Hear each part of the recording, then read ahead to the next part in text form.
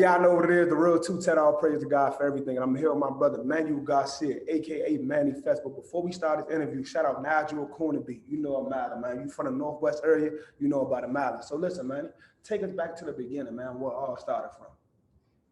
From Washington, D.C., 17th Street Northwest.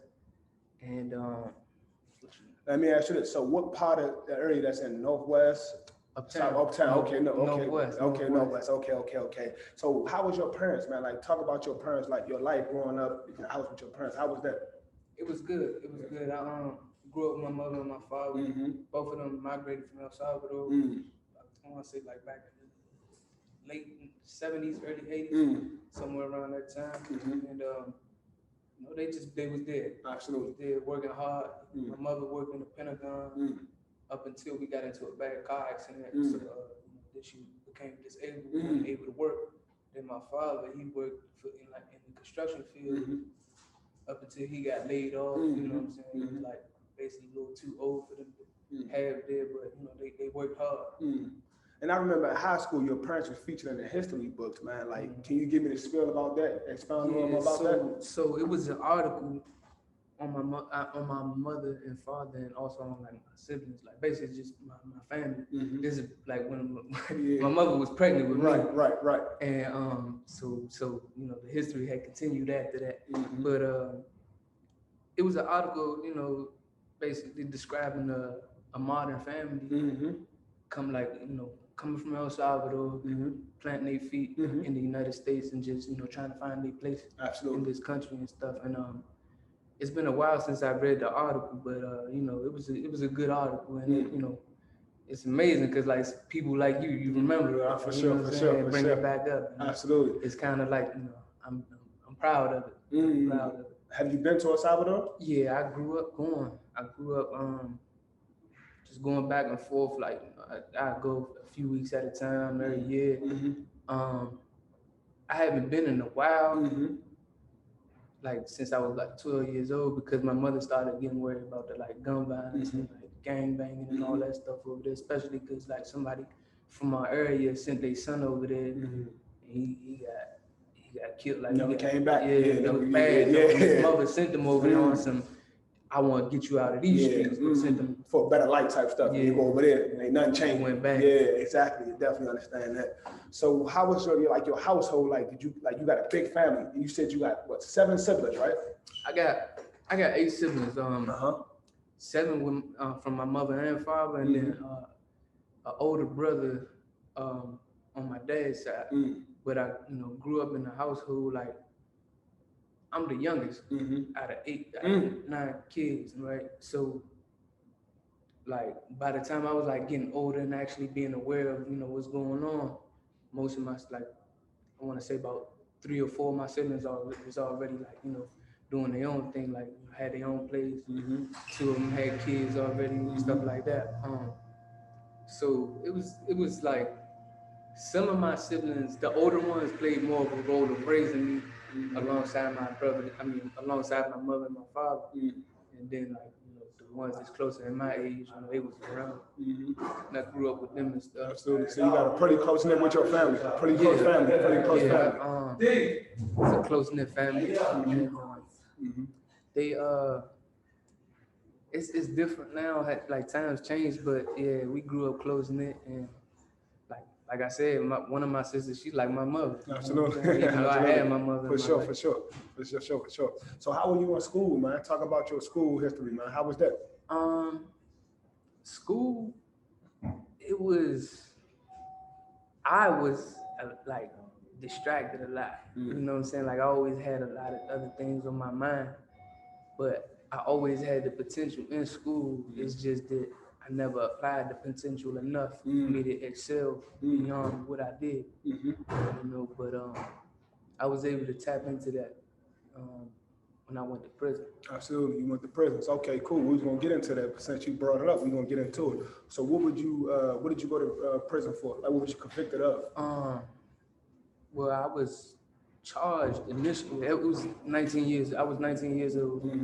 2014. I was charged with 2nd-degree murder, and as the case progressed, as they kept investigating it, they was also trying to charge me with assault with intent to kill. Absolutely. Because there was another person there. But I ended up, taking a guilty plea. Like basically the best offer they had was the first one. And I took a guilty plea to like 7.5 years to 15 years. But my lawyer was also able to negotiate with them to, put a cap on it that they wouldn't go over 12 years on my sentence. So did you have a paid lawyer or a public defender? Man, I wish I'd have had a paid lawyer. I'd have probably been home way before no question, that. No question. Nah, I had a public defender, man. He did the best he could. Yeah, they call them public pretenders. They call them. You know what I'm saying? So talk about that experience, like, when you go to jail for a murder or something, they already think, oh, you're gonna get life in jail. How was your feeling when you first got in there, man? Like, 'cause a lot of people say I wasn't scared of nothing. How was you feeling, honestly, man? For the viewers out there. Man, fuck all that being scared. Yeah. Hey, listen, it wasn't even that I was scared, but it wasn't like I was scared because I was in jail. I was scared that my life was over. I was scared that I would probably never be able to be out here with my son again, with my family. Absolutely. You know what I'm saying? I was scared that, it was a lot of fears, but it wasn't like about being no sucker or nothing. It was, like I lost my grandmother a year into my sentence. You know what I'm saying? I was scared to face that. I was scared to face, what if my mother passed away while I'm gone? You know what I'm saying? Stuff like that. So, it was a tough experience going in there. It wasn't like I was, I walked into the jail feeling uncomfortable. You know what I'm saying? No. That shit was hard. So no trial, you took the plea deal. You get your time. How much time did you take? Did they give you, I should say? So in DC, they got a such thing called the Youth Rehabilitation Act, and I was eligible for it because I was only 19 years old. And the guilty plea that I took was 7.5 to 12 years. So when I went for sentencing, the sentencing judge, she sentenced me to 10.5 years. But what she did, she granted me, the Youth Act. And with the Youth Act, she's like, look, I'm gonna give you 8.5 years to do, and I'm gonna put 2 on the back burner. Basically, like, she suspended 2 of them, but it's still hanging over my head. Like worst case scenario, I mess up, and she could give me 2 years. Absolutely. So you get your time, they send you out the feds. So what's some of the feds did you go to, and like what were some experiences that you could share with the people that you experienced while you were there? We'll be here all we'll have to record forever with these experiences, man. Sure. But to start off the top of the head, it was like I had never really like been away from home for this long, you know what I'm saying? Not much people have. So, and then like on my own, like it wasn't like I got the homies with me or I got my brother with me, nothing. You by yourself, on some man time, you gotta stand up as a man, no matter what. Exactly. So, my first experiences was just actually getting adapted to the atmosphere, like really getting adjusted to that shit. Because it's not like you just go to prison and everything gravy. Like nah, you gotta actually get to know your environment and know what you're getting into and stuff like that. And I used to get a hard time because, like, mind you, I grew up uptown. I grew up in the city. So like the way that I am, that's just natural, But like when I got to the feds and stuff, like, we got some parts of DC that don't have Hispanics around. Right. They ain't grow up in Right. So when I got on homie time, that's DC time. Like, usually like most Hispanics, they get, on like when they go out there, it's not that you joining a gang or nothing like that. It's just politics. It's like in the way you have to identify with a certain group of people in there. So I identify with being from DC and nothing else. So I don't gangbang or nothing. I'm from Washington DC. That's it. Right. And I used to get looked at funny from both angles. Hispanics would see me with a bunch of blacks, and they'd be looking at me like, "What the fuck is he doing?" Looking at me crazy. I'm young though, so it's like I'm on bullshit too. But I'm just like why y'all looking at me crazy? I'm just going with what I know. For sure. And then I have like dudes that so-called like, you know, like my homies and stuff. Right. Mind you, we don't know each other. We homies because we from DC. Absolutely. They'll be looking at me crazy, like, bro, like, what you think, you black and this and that? I'm like, no. It's just I grew up in the city. Facts. Like, what you want me to do? For sure. You know, so like they not used to it, and it'd be hard for them to embrace it. Especially when we come from, we grew up like in a multicultural area. We got Africans, we got Latinos, we got Asians, we got pretty much everybody where we grew up at. So I understand, like, they looking at you fun like that. You Spanish, supposed to be one of us, you know what I'm saying? But not knowing where you grew up at, your background, your history. So what's something in the prison that you saw, like, you know what I'm saying, you can share with the people? Now, you don't got to go into details, you know what I'm saying? Something graphic, like, damn, to tear another person from going to jail, like a young person going to jail or want to follow Manny steps, you know what I'm saying? What can you say to them? I mean, the thing is, on the outside looking in, from what I see now, a lot of people, like, they make it seem like, you know, don't get me wrong, they don't make it seem like they like going to prison is cool, but they make it seem like it's okay. And before I even say anything else, let me just let y'all know that this just is a modern day slavery. You know what I'm saying? Like, slavery ain't over.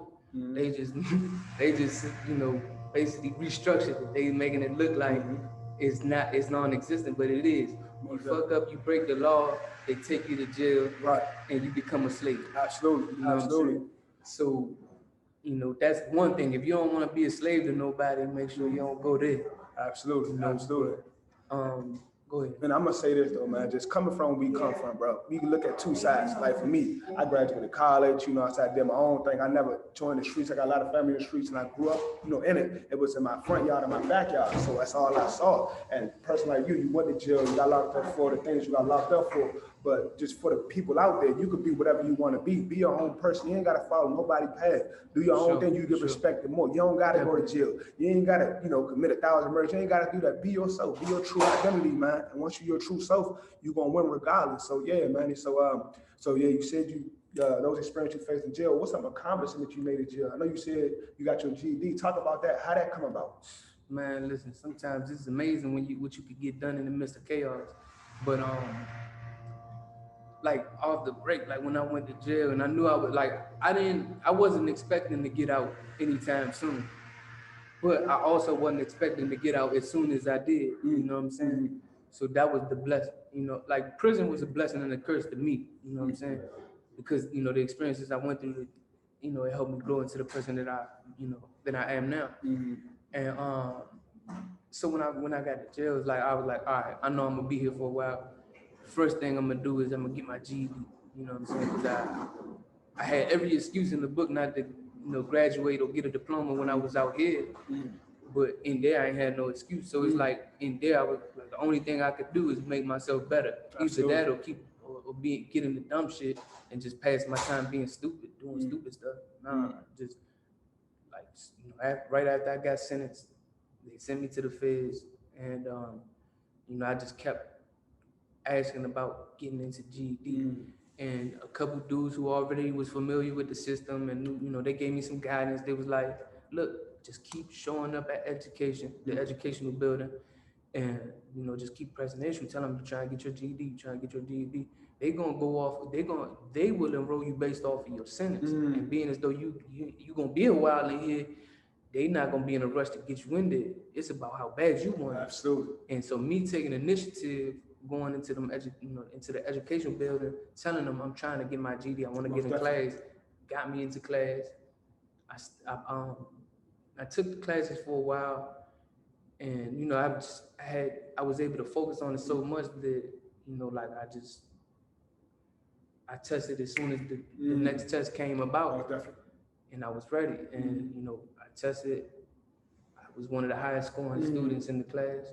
Congratulations, man. Congratulations, brother. You know what I'm saying? And even though it wasn't the most ideal graduation, my mother and my father was able to, you know, see me receive that acknowledgement, like, you know, you graduated. And honestly, yeah, I'm very proud of it, even though it's only a high school equivalency diploma.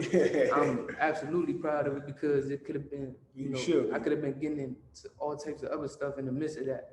instead I, did my best to focus on that, and this is when I lost my grandmother and everything. So it wasn't like I was just happy and like I was peaceful, and then I was going through a lot, but I set myself to it and I did it. That was just one of the things that I did. So your setbacks, you look at your setbacks as basically motivation to do with the things you did. Definitely. And I'm gonna say this too, your weight loss, man. Like, how did that journey come about, man? Talk about that journey, man. Talk about that. You see, he said, Manny, he didn't say Manny. That's what we know, Manny Fats, man. He was a big boy. He was a big boy. How did that? I'll tell you, how did that come about, man? You looking nice, man. How did that come about, bro? Manifestation, same thing is everything starts with a thought, and same thing is my GED. I kept in my mind, I just kept telling myself, I'm going to get a GED, I'm gonna do that for sure, right? And the same thing was, I used to be telling myself, I'm gonna lose weight, I'm gonna get in shape. I don't know why, I just wanted, I just felt like, all right, I got the time to do this, so let's do it, For sure. But it wasn't like it happened over a year, nah. Like how long would you say? Every year I kept progressing. Okay, cool. Every year it wasn't like, all right, I went in at 217. Yeah, I was about to ask you that. What was your size? I was 217 when I went in. Okay. I came home, I was 165. Mind you, that's the pandemic. So I was in that cell, I had nothing to do. So you biting there. So like that was the best shape of my life. And I'm not far from it now. Yeah, for sure. I be busy now. Most definitely. But I came in at 217, and I remember when I first started working out, that shit was horrible. Hard as hell. Out of breath, fat as shit, sweating, jumping all baggy. I used to hate that shit, but I don't know, like, it just felt like something I had to do. No question. It felt like I treated it more like a duty than anything. For sure. And as I kept learning and progressing, I grew to enjoy it. Most definitely. And look forward to it. If I didn't work out, it was something wrong. Because they say health is the real wealth, man. So if you ain't got your health, you don't got anything, man. So, and then you see in our society, our community, a lot of people overweight, especially during this pandemic. People couldn't get to the gyms. People couldn't do their normal routine. So you really had to find a way to do everything that you would normally do. Everybody's schedule got sidetracked. So, like, take care of your health, man. You take care of your health, you take care of everything around you. You know what I'm saying? So now that you out, right? So talk about the time like you was on your way to getting out that jail, man, getting out that prison. Now, how did you feel about that, man? What was going through your mind, man? A part of me was, shit, you don't know what to expect. Yeah, bro. for sure. Like, I had all, man, what? I could not contain the amount of thoughts that was running through my mind, bro. Like, it was nice that I could not sleep. It was nice. I was anxious. Some nights I was anxious. Some nights I was excited. Some nights I was scared. All types of shit. For sure. Some nights I'd be like, I can't believe this is about to happen.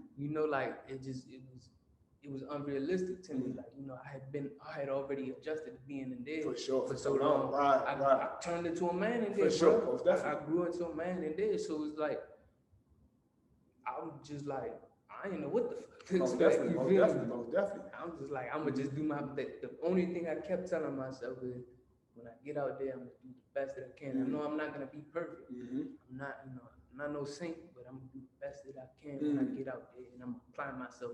All I need is opportunity. That's everything I kept telling myself. All I need is opportunity. Real talk. Let me go. I'm a grind. Let me go. I'm a grind. That's it. So how many years did you do in total?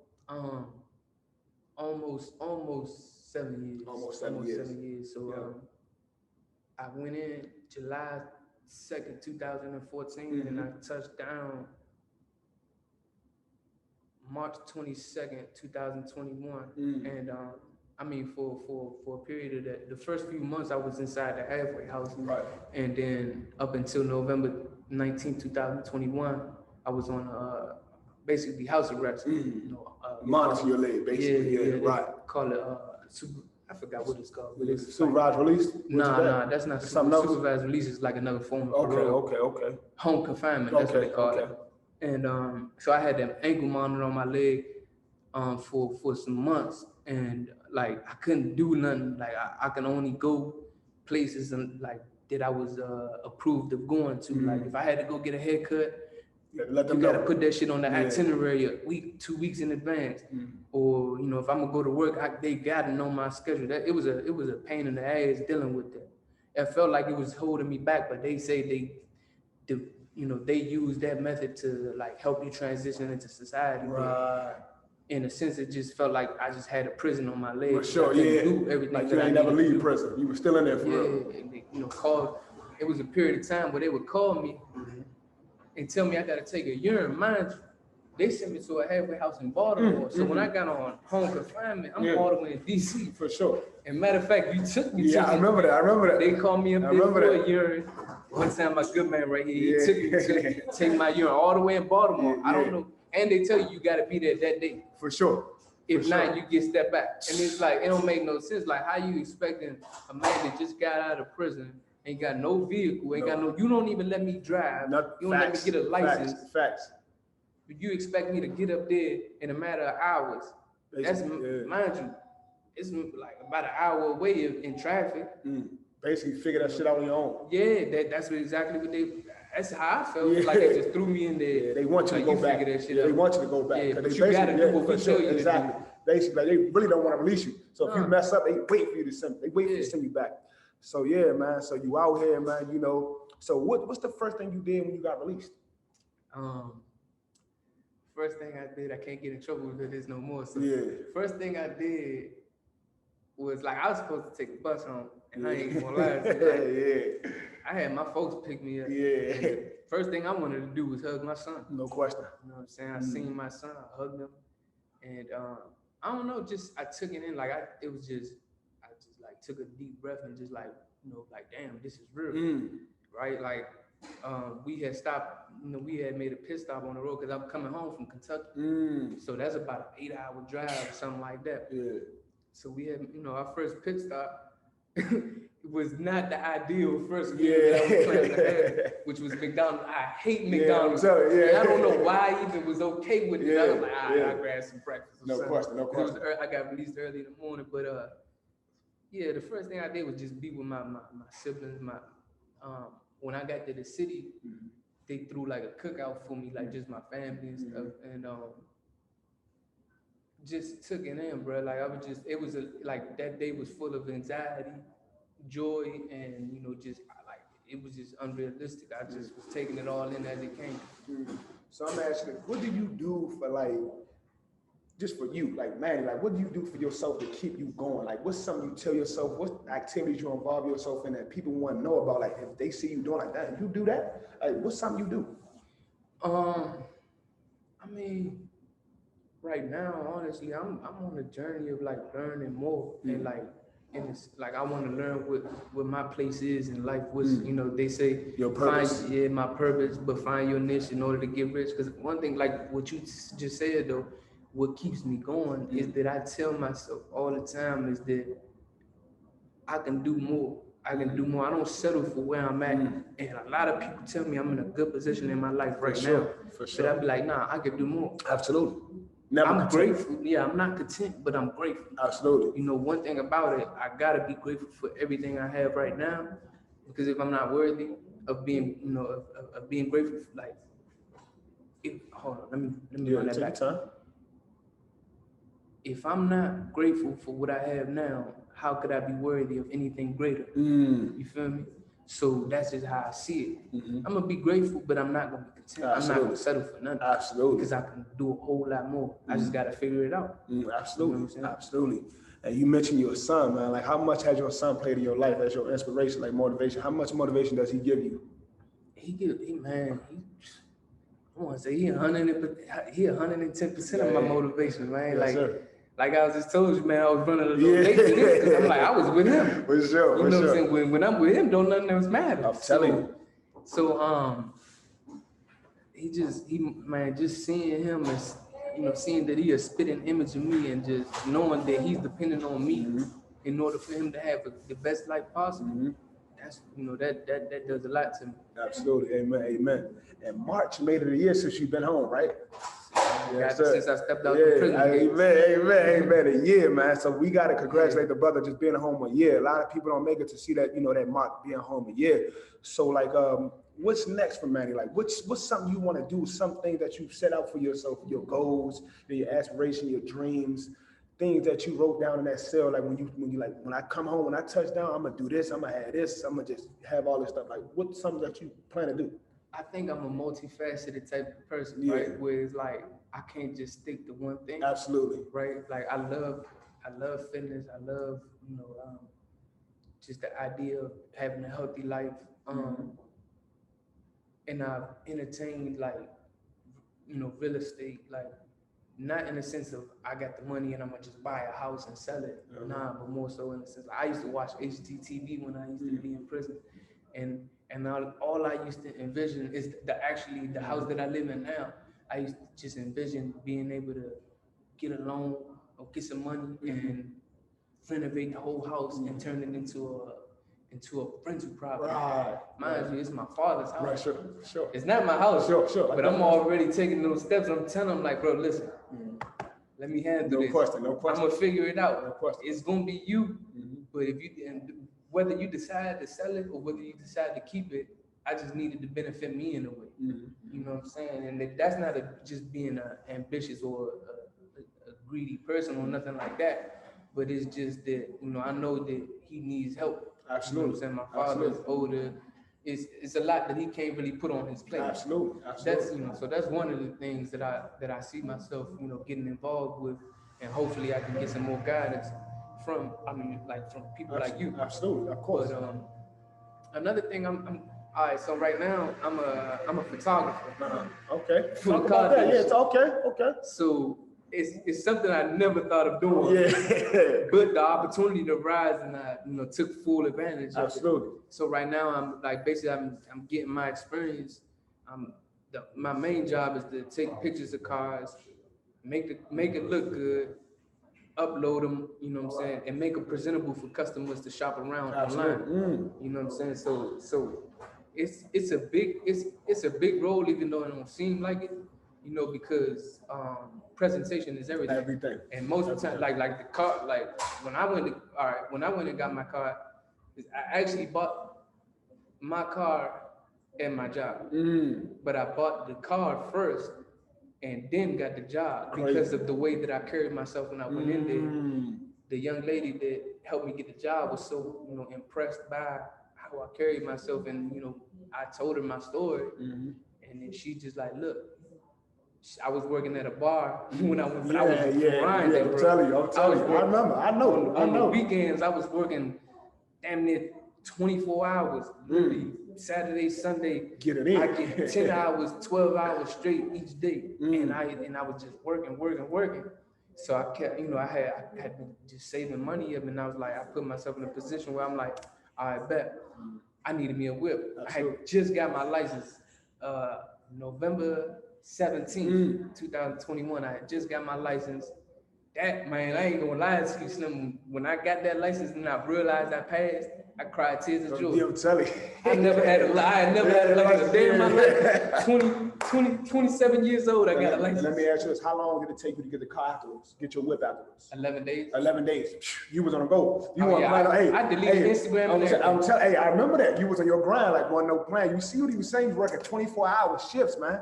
All day. He wasn't playing because he had everything written out. He had everything he wanted to do. So I'm gonna tell you like this, at the end of the day, man, you got to make sure you got your mindset on everything you want to do. You got to be tunnel vision focused. Don't let none distract you. And you see what he did. He did 6.5 years, almost 7 years in prison. Came home, no breaks, been at home a year. You know what I'm saying? Some change. So look at his story as motivation, man. So look, I'm gonna say this, man. Before we wrap everything up, what's something you want the people to like? Just some positive words for the people, for the youth, especially because everything I do is for the youth. What's some words you want to tell them, man? Some positive words, some affirmations. Affirmations. Some of them might not sound like rhyme or nothing like that, but I'm gonna tell you, like, the best thing that you can do for yourself in growing as a person is being comfortable with yourself. I'm still working on that. I'm pretty sure you still working on that. Being at peace with yourself. Absolutely. And one of my biggest inspirations in outside of my son and family is like Nipsey Hussle. He said one thing that it'd be sticking with me all the time is he's like, be at peace. Would you rather be at peace with yourself than or at war with the world? And that's a big thing. Being at peace with yourself first. Learning to find peace within yourself, but also putting things in your mind, the right things in your mind, and just letting it manifest. Because me personally, I'm not a goal-oriented type of person. I'm more so of the feeling. I just put it in my mind and I'm like, I'm gonna do this, I'm gonna do this. And now sometimes I don't know how I'm gonna do it, but I get to it. You're gonna get it done regardless by any means. Yes, and it's gonna take time, but you just gotta be consistent and manifest it. You control it. You control what you manifest. You know, and going back to like my early, 20s and stuff, like before I went to prison, I manifested what I went through. I look back at it and I'm like, yeah, I manifested that. And some people might not believe me, and some people might be like, man, he just talking. But real shit, like, it's your most consistent thoughts is what comes about in the exterior life. So always be mindful of what you're putting in your mind. You know what I'm saying? Always be mindful of what you letting other people put in your mind. You feel me? Because I'm not gonna sit here and lie. Like, I was influenced in the wrong ways too, but it's not necessarily that person's fault or anybody else's fault. It was, what I allowed my life to turn into. So just apply yourself to, like, really apply yourself no matter what you're doing. Just, it's gonna be hard. And I used to tell my son mother this over the phone all the time. Nothing that's worth having comes easy. You know what I'm saying? I don't expect nothing that I'm accomplishing to be easy. And anything that I've accomplished thus far hasn't been easy, but I'm like, I'm gonna make it happen. Absolutely. So that's just, just make it happen, and put it in your mind that you can make something more than where you at in life. No matter where you at in life. I done seen people, man, really, like, from nothing turn it into something. That's real. It's about how bad you want it. Absolutely. So there you have it, man. The real two-tatter manifest. You hear his story. Use his story as motivation and inspiration to do what you got to do. Ain't no excuses. Look what he just came from. You look at the things he's been through, and he's still standing. So listen, man, y'all know what it is, man. We're going to keep on going. We're going to keep on grinding. And look, man, I appreciate you, brother. Appreciate you 100%, man. Love you too, bro. I appreciate it, man. Take his story, man, as motivation and do whatever you want to do. The real.